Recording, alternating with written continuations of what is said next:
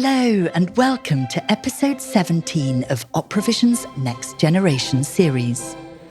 I'm Nina Brazier, a stage director based in Frankfurt, and over this series we've been diving into 4 European young artist programmes, exploring how the opera world is developing and nurturing the next generation of talent. In this episode, we're looking at how voices in the opera world are calling for change to make it better for all our young artists. Opera has long been accused of elitism, racism, and misogyny. And over the course of the next couple of episodes, we'll be investigating the experience and work of artists who are actively striving to make the opera world a place where everyone feels welcome and equal. Classical opera has a racism problem, ran a headline in the New York Times in 2019, one of many articles in recent years to discuss the subject. Today, I'm talking to 2 challengers who are making practical changes to address the imbalance of representation on and off the stage in opera and classical music. In this episode, we explore what it means to decolonize classical music, whether composers with deeply problematic ethics should be cancelled, and how to avoid the tokenization of artists. But first, let's hear a few opening words from our 2 guests. You have to be a little better than everybody else in order just to get a foot in the door. That's a narrative I've heard all my life. If other people don't expect you to be as good, you have to have that expectation for yourself. I believe that if we really want to codify a future where classical music is welcoming and open to all people, we really have to look at programming. We have to look at the ways in which we are platforming living composers. And we have to create a culture that looks like us, looks like the 21st century.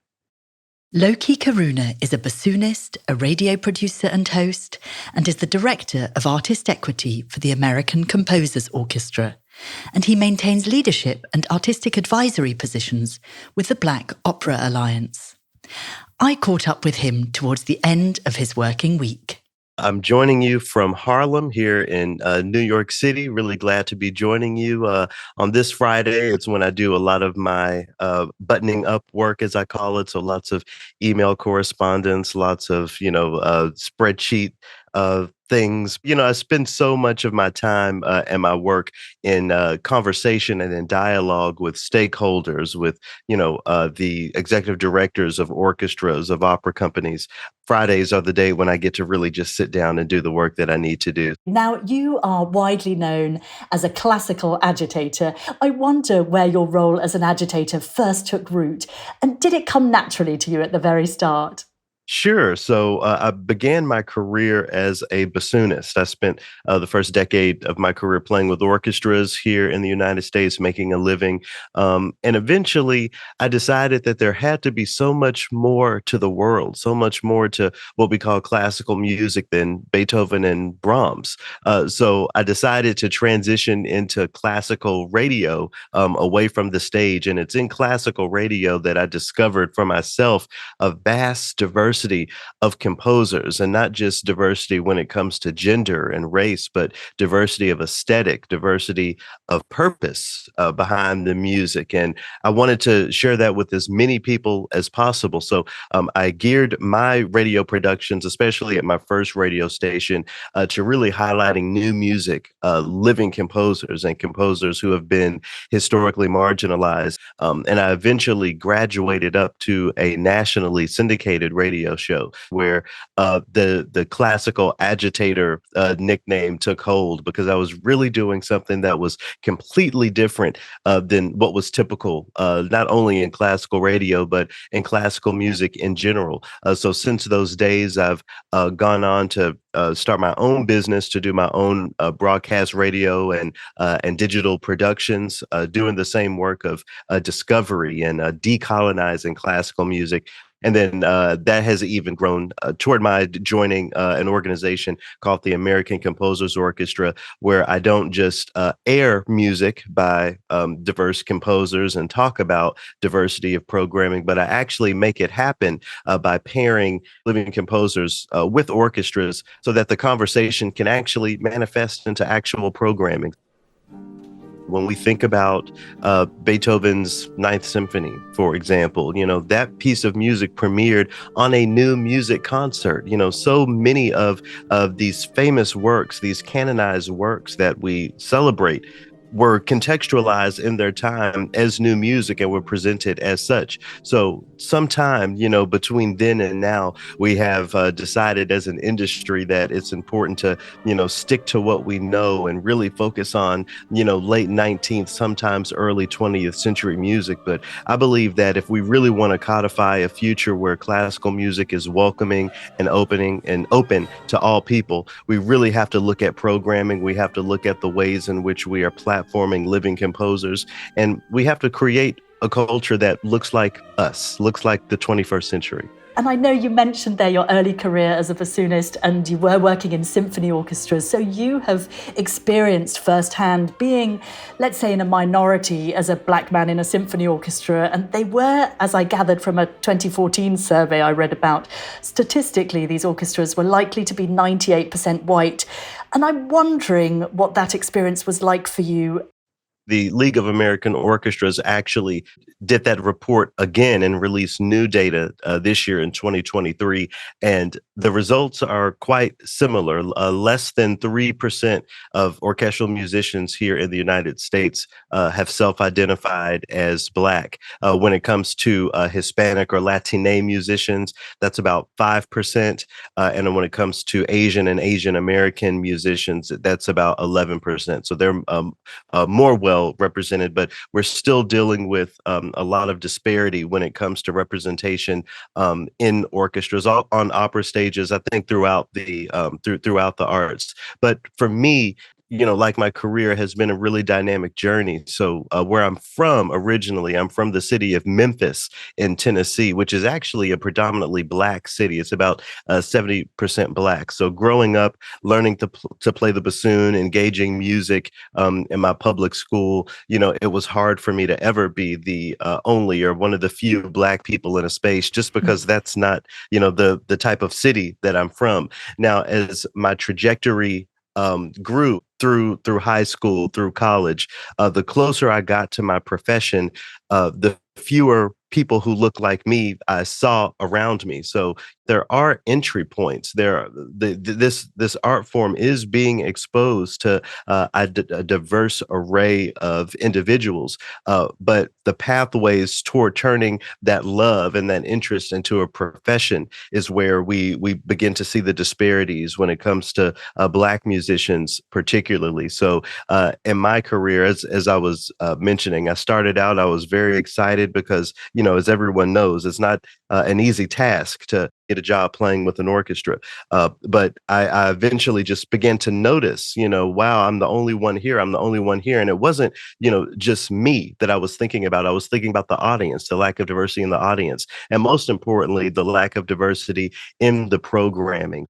Alison Buchanan, the award-winning British soprano and artistic director of Pegasus Opera in the UK, is also currently in the United States. Well, I'm actually joining you from Bethesda in Maryland, which is very close to Washington, D.C. I'm here today teaching. I have a vocal studio in D.C. I have a vocal studio that I maintain in New York, and then I have students also in London. So between all those three places, I'm very busy torturing the next generation of singers. When you first started out, you felt like you were the only Black singer in England. And I wanted to ask how that felt for you and when that perception changed or started to change. Well, I was always an anomaly in my young life. For some reason, I was very interested in instruments. And I went to a middle school that was a state school, and it was a big melting pot with Irish kids, Italian kids, Pakistani kids, and different religions, and nobody was interested in classical music. And because I was the only one with an interest, I started my music life playing flute, which I played for 2 weeks, couldn't make a sound, so gave that up. I played clarinet, I played a trombone, and to no degree, but the teacher would always give me an instrument and bring in a peripatetic teacher for me to learn. And then I got to the violin, and my mother said, if you give that up, you will not play another instrument. So I stayed on the violin, and my first performance, which was awful, was on the violin. And then my father, who came from Barbados and my mother's Jamaican, had this record collection of, calypso and reggae, but he also had Mantovani, and he liked Johann Strauss. And I remember going through his record collection, and then I found this odd-looking white woman on an album cover. And what it was Christa Ludwig singing the Brahms Alto Rhapsody. And something really resonated in me, and I started singing. And I grew up in a town called Bedford, and I certainly was the only student in that school who was interested in classical music, instruments, and singing. I went on to then go to a private girls' school. I was one of 5 Black kids in that school, and the only person really singing opera. So I thought, well, if I'm the only one here, I must be the only one in the world. And where that changed for me was they sent me to the Watford School of Music for a lesson every Tuesday. It was a 30-minute lesson. And that teacher said, you should audition for Glyndebourne, because Glyndebourne is doing a Porgy and Bess. I hadn't heard of Glyndebourne. I hadn't heard of Porgy and Bess. My world was very small. And I remember going back to Bedford High School for Girls and trying to get permission to go. I said, I've got this audition for this place called Glyndebourne somewhere. And all I heard was shrieking, Glyndebourne, Alison, no, Glyndebourne. So they gave me permission. I went to London and I saw other Black singers. I thought, okay. And then I got in, and I was on the front page of The Guardian. I asked Loki Karuna to what extent he felt at home in the classical music world when first starting out. I never felt shut out culturally. Of course, there are other ways in which we can feel shut out. So I play the bassoon. It's not a cheap instrument by any means. Not everyone feels comfortable wearing tuxedos based on culture. So as a musician, when it just comes to my skills as an instrumentalist, I never felt shut out because I really put in that hard work and did what I had to do. But I think that there are others who may feel left out and shut out for some of those other reasons. Now, you've talked before about classical music needing to be put in these inverted commas because I know it's a term you find problematic. Tell us about how and why it's problematic. The phrase classical music in itself, I don't find problematic as much as I find its application here in the Western world. So the easiest way for me to explain it is that if you go to India, for example, and you use that phrase classical music, there's a very specific aesthetic that's going to come to mind, and composers and musicians. Same if you go over to East Asia. But we have centered that Western European tradition in our use of classical music, whether it's, the way colonialism has played a role in cultures here, the ways in which white supremacy has codified and perpetuated certain norms. I could go on and on there, but I think the point is, for me, I believe that here in the United States, we need to reframe that phrase classical music to acknowledge all of the rich musical traditions that really are unique to our contributions to the world of music. So I'm thinking about jazz, I'm thinking about blues, country, bluegrass, hip hop. All of these things I think should be considered American classical music, just as many countries and many cultures have their own classical music that they celebrate, and that's equally viable and equally vital. Back with Alison Buchanan, her time at Glyndebourne became a crucial stepping stone to a place at the renowned Curtis Institute in Philadelphia. I mean, it was shocking to me. It was shocking to the people at Glyndebourne to have probably, 80 plus Black people, descend on Lewis, firstly. And then, it was just the most amazing and affirming experience. And I thought, I'm not the only one. And that experience sort of sealed my life. Opportunities that opened up, but it was Glyndebourne on the stage and being amongst all these wonderful singers and being part of this amazing experience where I thought there's nothing better than this, and I am going to follow this. At the age of 16, I was on that stage. I spoke to a lot of the American singers, and they told me about 3 schools in America. And I determined from those 3 schools that I was going to go to the Curtis Institute. I absolutely love your attitude that you just decided you were going to go to Curtis and that's what happened. You didn't have a sense of worry that you wouldn't get in? Was it just, were you full of confidence at that time? I'm so intrigued. Well, Nina, ignorance is bliss. But I had no idea that it was so elite and so difficult to get into. I knew that obviously I wasn't ready, and I knew that I had to do whatever it took to work to become ready. And maybe it's a good thing that I wasn't aware. I would have also, when I took my parents' money to fly to America to audition, I would have auditioned for other schools. I would have auditioned for Juilliard and other schools and not just put all my eggs in that one basket, which is exactly what I did. Before splashing out on that expensive flight, Alison built up her experience with some time at Guildhall School of Music and Drama in London. When I didn't get into the Guildhall on my own merit, I got in on a deferred place. So I only went there because somebody else chose not to go there. So as far as I was concerned, I was the worst one in the year, which I think was also a gift, because being the worst and being maybe competitive and headstrong, I had to get better. And so that first year at Guildhall, I worked, and it created a work ethic in me, which I think then put me in good stead for my career. And I felt like such a fraud, talk about imposter syndrome. For some reason, singing for me was the ability to express myself, my inner thoughts, my inner self. And I was very good at that. Whereas in the world of, especially as a West Indian female child, where my grandmother would say, children should be seen and not heard. And, there was all this suppression. And as a Black woman, not, towing the line and not speaking out. But singing, I could be who I wanted to. Did you feel at Guildhall at that time very much like a minority, or did you feel like things were becoming, let's say, inverted commas, more diverse? Well, at Guildhall, there were a handful of Black singers across all the years, and there were quite a few Black actors. I didn't concern myself with whether or not I was a minority, because I was always in a minority in my opera world. And so it didn't bother me. What bothered me was that I just had to work hard in order to, do well. It occurred to me that there wasn't a lot of music by Black composers or spirituals, and I didn't have access to much. I remember during my sort of final recital or something, not only singing a few spirituals, but giving a little lecture about the spiritual and Negro spirituals and the history of it. And I'm sure they rolled their eyes and thought, oh God, there she is going on. But it was my little platform, and I remember feeling it was important.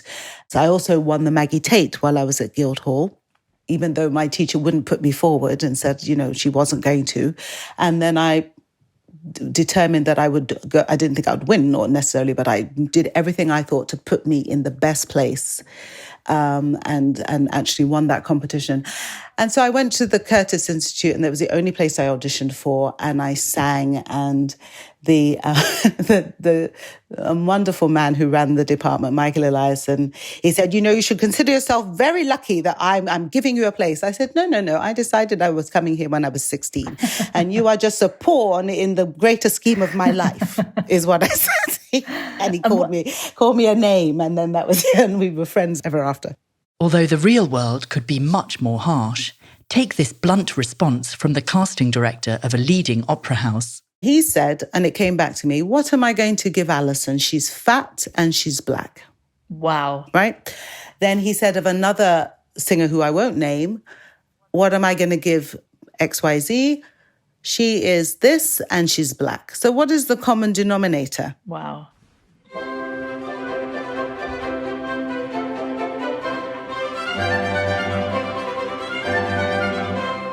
Alles will der Liebe Freuden schnell beim Küssen zärtlich sein. Liebe, guter Mond, vergebe, eine Holde nahm mich ein, eine Holde nahm mich ein. Ist mir denn kein Herz gegeben, bin ich nicht von Fleisch und Blut, bin ich nicht von Fleisch und Blut.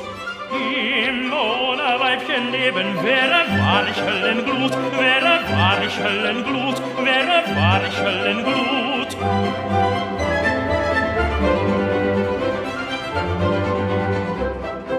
Alison's experience at the Curtis Institute was more positive.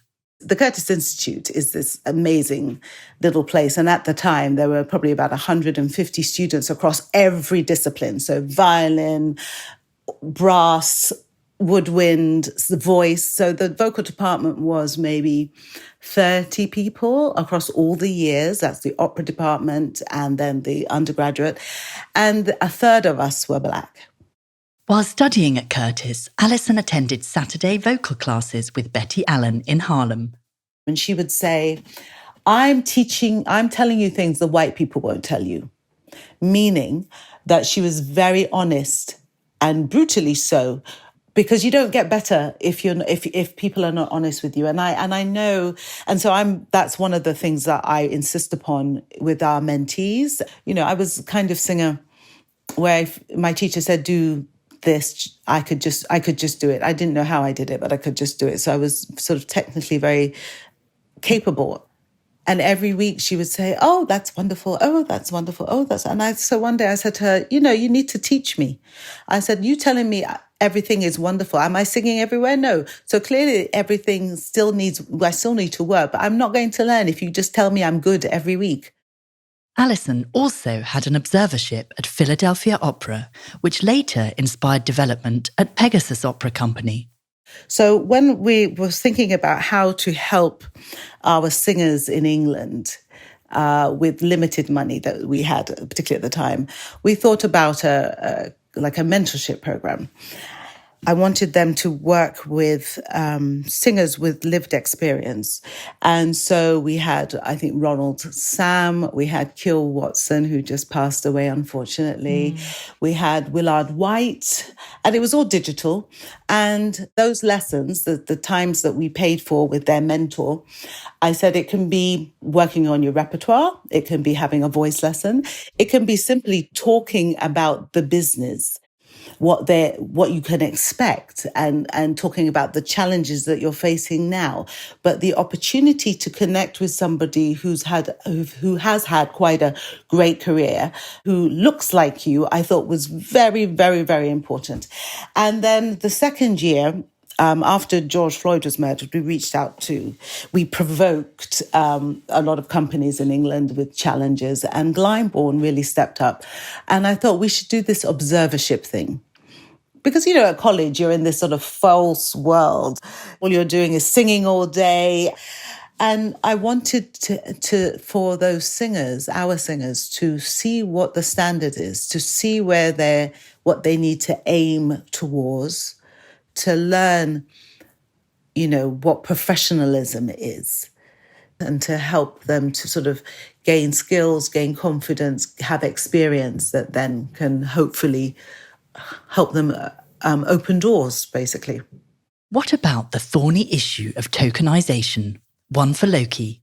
For me, identifying tokenization, let's say I were to pick my bassoon back up and join an orchestra, I would consider it tokenizing for, me to do interviews or be at the front of a magazine and that sort of thing. I think if, organizations really want to platform Black musicians, in any marginalized person, I think they really have to dig into what is the purpose of doing so. So if someone wants to, show that they are doing the good work and, diversifying their institutions, I think that has to be much, much more than platforming a single musician. I think that manifests in the musical programming. I think that manifests in how certain concerts are marketed to communities and to neighborhoods that have not traditionally gotten that attention. So for me, I just encourage institutions to think about the why behind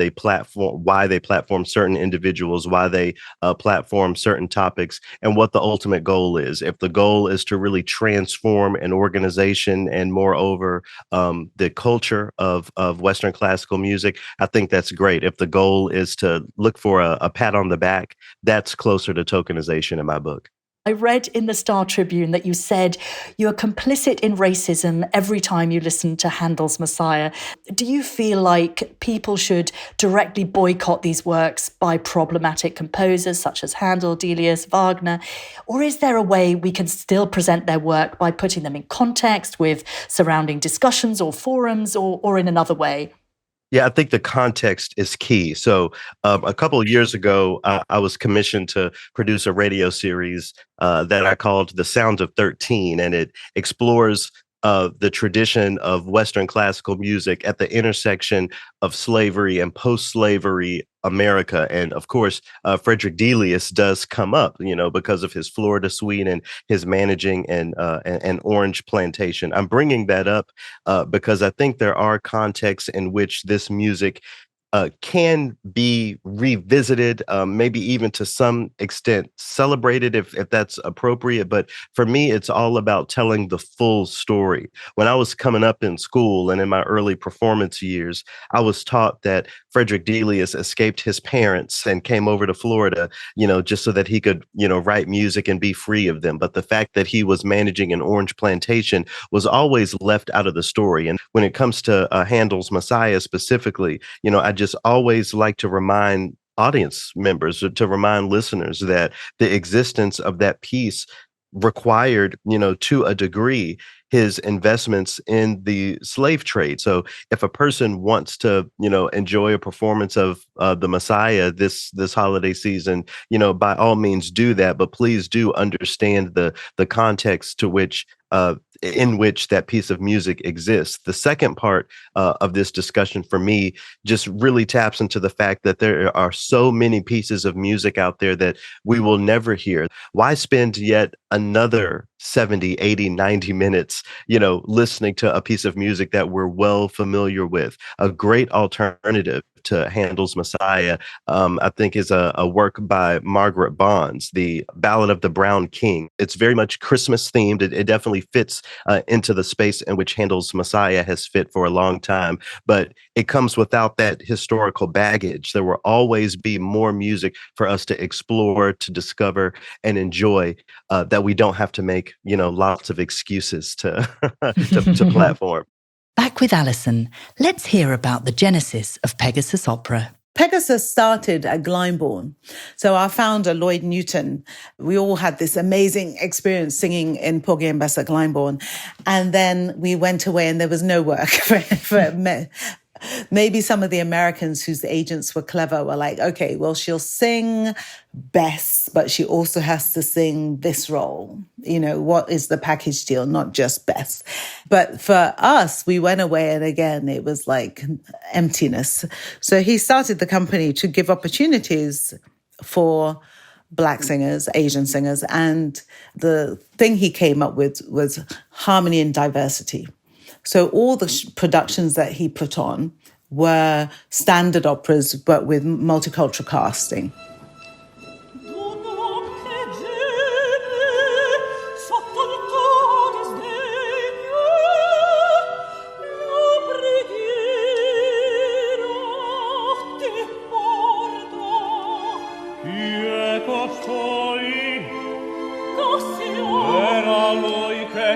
Parlava sotto quelle fronde,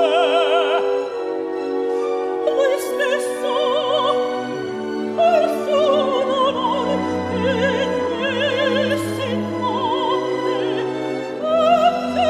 feroce, e di grazia e intercede per lui, per lui che prego.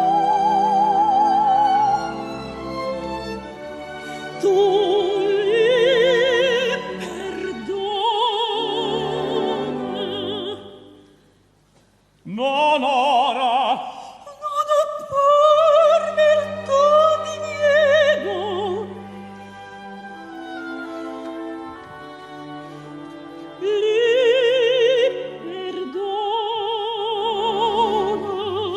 non ora, Erge torbi da sola, voce tua, col mio abbandono.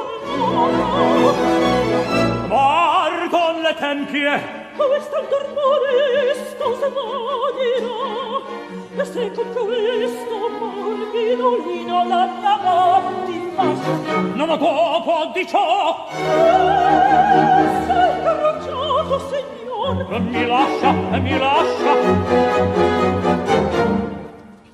So when Lloyd died, and I was trying to think, what is it we're doing? How can we make a difference? And so for me, it became in sort of nurturing, giving opportunities to these younger singers. The talent agency is another way it's changed a little bit, and it's doing very well because companies are sort of happy to come and hear us. E&O's been terrific, and to come and hear us, give feedback. So that's all very good. And the other thing is also the repertoire that's out there, sort of championing Black, Asian composers, their works, new operas by those composers, ones that are existing, old works, and sort of championing that music. When Alison put together a group of Black artists to sing at a festival in London's Covent Garden, she took the opportunity to make some forceful assertions. And so the director of the festival came on the following Monday because they had heard about us. And he saw me, he's like, Alison, oh my God. And it happened, there was a singer, she's passed away, Antonia Adelita. And she was singing the Wesendonck of Lieder, one of the Wesendonck Lieder of Wagner. And he came and he said, oh my God, she's amazing. She's amazing.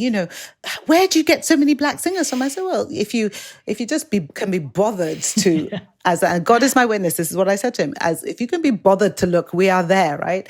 And then he said, but and where is she singing? And I said, nowhere. He said, but why not? I said, because people like you don't give her an opportunity.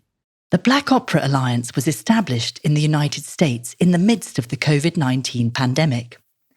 I asked Loki how the operatic landscape has changed with their influence. We've had the really great opportunity to be in front of the executive directors, artistic directors of opera companies all across the United States, and also a few in Europe as well. And, while there have been some stakeholders who have not received us well, I would say the majority of the feedback and interaction has been very positive.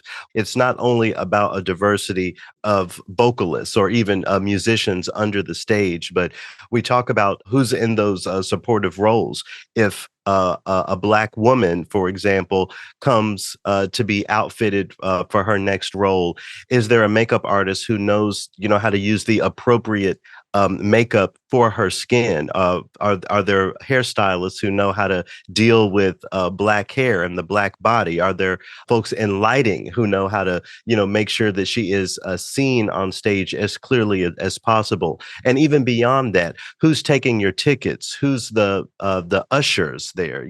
All sorts of things that we really dive into beyond just the musician diversity. And based on those dialogues and conversations and social media posts and everything in between, we really have been able to make a positive impact. We're seeing a heightened level of diversity on and off the stage in opera companies across the United States. And while the progress, is certainly not to the degree that I would like, or, what I think our collective goals are as the Black Opera Alliance, we really are seeing some progress. I'm very, very proud to have the opportunity to go see the Metropolitan Opera's first Black production. That was back in 2021, Fire Shut Up in My Bones, and while that wasn't a direct result of the Black Opera Alliance's work, we were in on those conversations and, helped guide that dialogue so that it could be done in as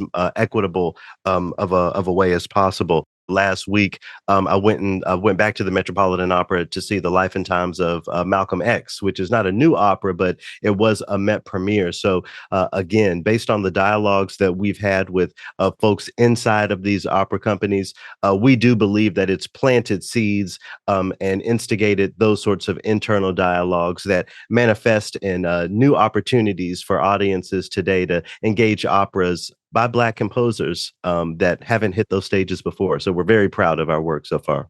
Do you have a sense that also in administration, in leadership roles, is that also increasing incrementally as well? Or is that still looking very, very white, let's say? I mentioned the League of American Orchestras study earlier in this conversation. So, the other thing that study shows is that on the administrative side, diversity is doing quite well, which means that, when it comes to conversations on the administrative side about programming, about hiring, about all of those things, there are those voices in the space that can, help impact what audiences eventually see when they go to an opera performance or to a symphony concert. So, on the administrative side, things are looking really great.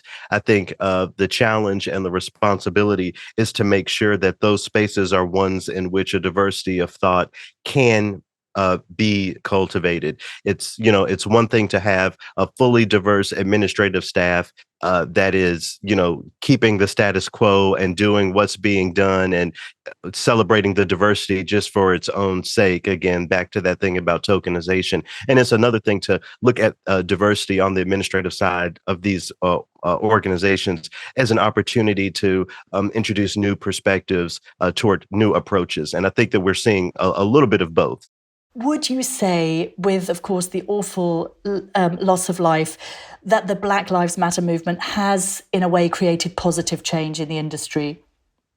It's a shame that a person had to lose his life for us to, really have these dialogues. I do think that the Black Lives Matter movement has put the issue right in front of people's faces so that it can't be ignored. Before the Black Lives Matter movement, I remember hashtag Me Too. And I remember just how shocked I was to see and learn that every woman in my life has an experience of some sort of sexual assault or just, being victim in some way to patriarchal structures. I think there's something similar with the Black Lives Matter movement. I think a lot of people have been given a perspective that they just didn't have as people who are not Black. So, I think that has impacted society at large, but it's most definitely had an impact on the arts. The conversations that I'm seeing around diverse repertoire particularly is something that I have not yet seen.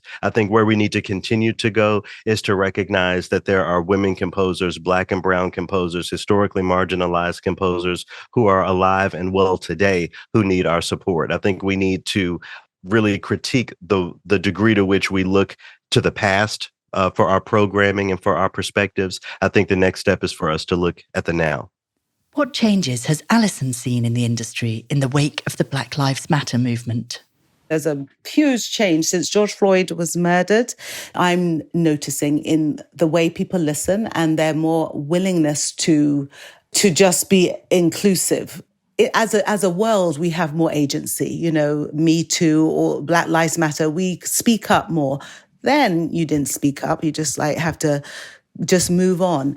And there's something maybe in being resilient, and this is not just for Black singers, this is for all singers. You have to be resilient. For every 10 auditions you do, you might get one job, you might get no jobs, you might get 5 jobs, right?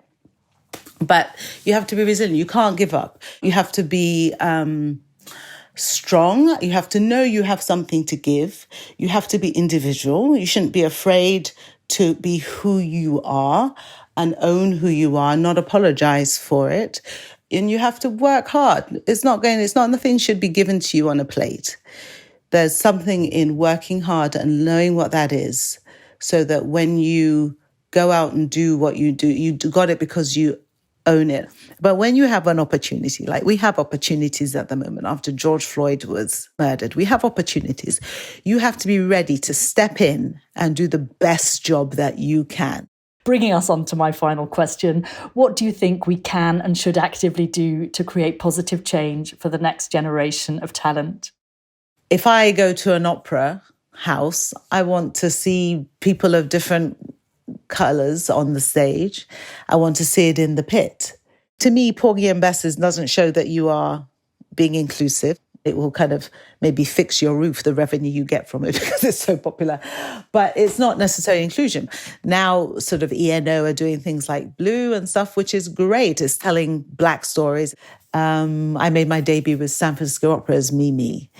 Alison singing Mimi. It wasn't any kind of political thing. It was just, okay, she should just sing it because that's her voice and she's good. Normalizing what the audience sees. Black people don't, or Asian people aren't coming to the opera, so why are we bothering? But maybe they're not coming because they're not seeing people who look like them. And I think that's what we need to be about in the opera industry, igniting a new audience, a new generation of singers. Just like when Obama became president over here, there were many Black kids who for the first time said, wow, I could be president. That's how it changes. And what would Loki like to see? I think the number one thing is to really interrogate what mostly white programming seasons look like. You know, if an organization has a season of programming just does not look like the world that we live in, that needs to be reconsidered. These big metropolitan cities all around the world where we have these world-class orchestras, if the musicians in those orchestras don't represent the diversity of those communities, of those cities, that has to be dealt with. Now, we can talk about the ways in which that is done. Do we just hire diverse musicians for the sake of doing it? Do we change audition structures? I think, those conversations are important to have. But by and large, I think if we want drastic change, we have to take drastic measures. So I challenge anyone existing in the arts, no matter, where they exist in the arts, to really think about the ways in which we have perpetuated the status quo and the ways that we can make those changes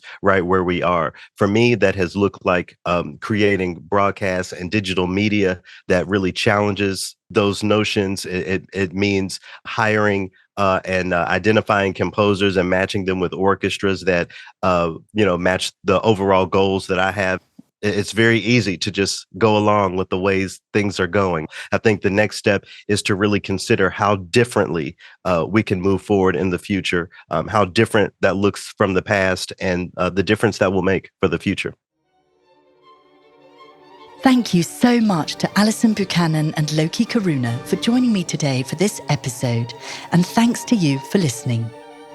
There's plenty more online at operavision.eu, where you can see From Studio to Stage, a documentary with young artists at Oper Frankfurt, the Opera for Peace masterclasses with Eileen Perez and Brian Jade in Paris, Il Viaggio a Reims from the Accademia Rossiniana's Alberto Zeta, and Nombulelo Yende in the final of BBC Cardiff Singer of the World. I'll link to those in the show notes and give details on the other music extracts you heard in this episode. This series is edited and produced by Karen Piri and curated and hosted by me, Nina Brazier. OperaVision is co-funded by the European Commission.